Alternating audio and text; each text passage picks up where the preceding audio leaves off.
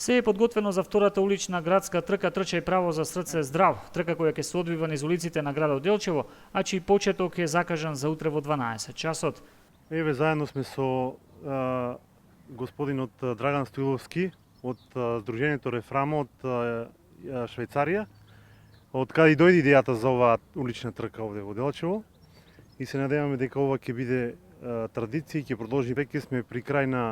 подготовките, обезбедени се мајците, значи за сите учесници кои навреме се пријавија,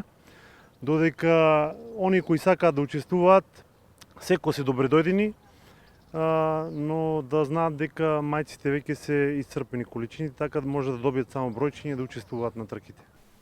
Една од основните цели на трката за која се пријавија 500 учесници е промовирање на спортскиот дух кај поединецот. Треба што повеќе, значи да бидат присутни и млади и стари, сетоку поинтата ни да бидат доклучени и постарите луѓе, значи од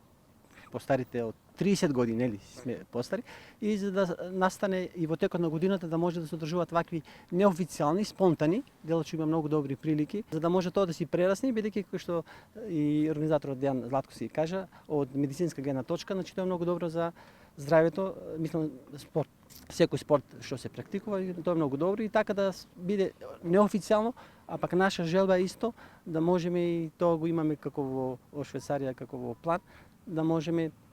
спонтано да повикуваме луѓе до овдека, да ги поканиме на трките што постојат во Женева и во Швајцарија и така да се развие на некој начин некој вид како инспирација и меѓусебна соработка помеѓу